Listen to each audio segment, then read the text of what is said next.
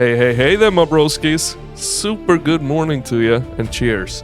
Now today, my friends, I bring something very cozy with me. It's actually a dungeon crawler set in a dark fantasy setting.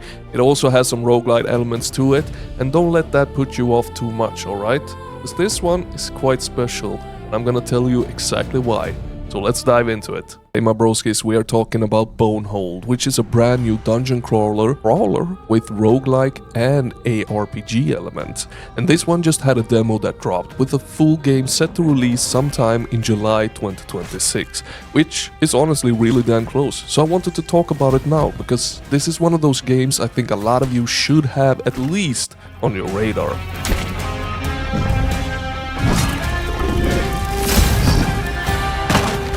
Now I know that a couple of my broskies here have been dipping their toes into the fantasy world a little bit lately, and I'm talking more on the RPG fantasy side of things, stuff like World of Warcraft, you know, that kind of vibe. And the first thing that really grabbed me with Bonehold is the art style. This game looks absolutely beautiful. A lot of the weapons, the armor, and even some of the enemies gave me a little bit of that old World of Warcraft feeling. And yeah, I know World of Warcraft is not exactly the main appeal of this channel, but the game used to have a really special place in my life. So when another game manages to poke that little nostalgia goblin in my brain, I'm not going to complain. And honestly, I was not expecting the art style to go this goddamn hard in what seems like a pretty small and simple game. Now, I believe that Bonehold might be made in the FPS engine, but I'm not 100% sure. It feels like it sometimes, and in certain moments it kinda looks like it, just with a much prettier fantasy coat of paint. But the menu doesn't say EFPS, so I don't actually know what engine this is running on. And to be honest, it doesn't really matter, because the game is a crap ton of fun. Now the story setup here is pretty simple, but it kinda works. We are sent into this Bonehold castle to find a hidden treasure filled with unimaginable power. Of course, everyone who has entered before us has died and never come back, because fantasy castles are apparently very bad for your health. But this time, we have a little advantage. We are sent in by a warlock who can resurrect us over and over again until we finally get our hands on that treasure.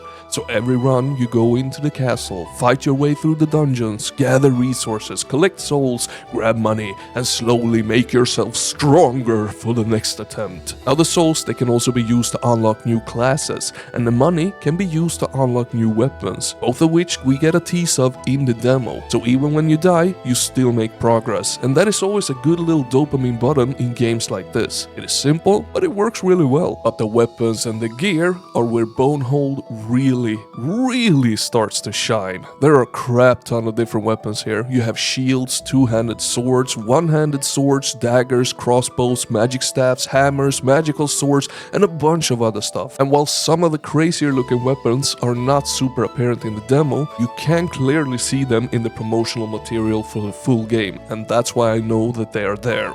And this stuff gets me really damn excited. Because I want to find those big, legendary, kick-ass fantasy weapons that just wipe the floor with everything in front of me. I want that chunky loot feeling. I want to pick something ridiculous up that is glowing murder stick and going, yep, this is mine now. And that is basically where the game loop comes in. You jump into castles, crawl through dungeons, fight enemies, dodge traps, open chests, kill bosses, find better loot, buy stronger gear from merchants, and try to push further than before. You also have magic, but you find those magical abilities during your run, so as you progress you might find things like lightning attacks, mines, and other abilities that can help you survive just a little bit longer. And while the actual gameplay loop is not the most groundbreaking thing in the world, it is very dungeon crawlery, very roguelitey, and very easy to understand. But what makes it fun is the constant hunt for new loot, new weapons, new magic, and new ways to play the game. That part feels extremely rewarding. So yeah, I do think that Bonehold nails a lot of the dungeon crawler and roguelite stuff. The loot is fun, the weapons are exciting, the classes give you different ways to play, and there is enough in the demo to make me want to see the full game and actually have me excited for it. But I do have a few complaints. The biggest one for me is the levels. They are very simple, like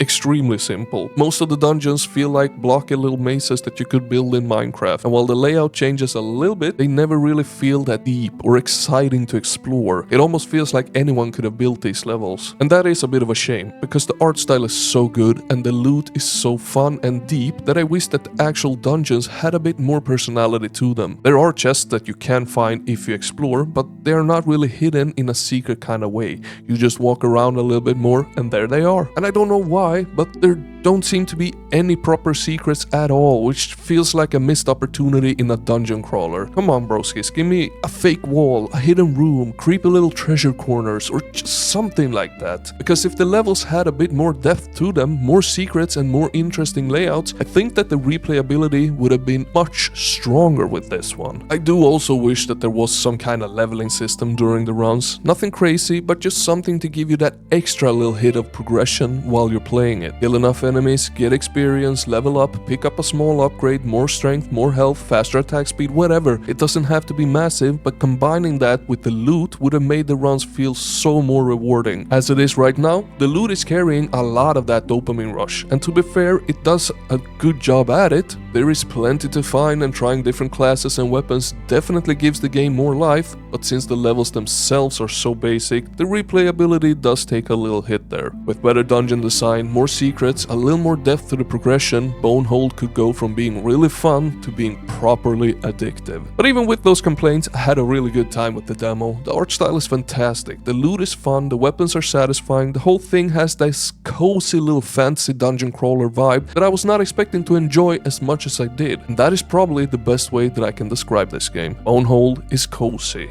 It is simple but cozy.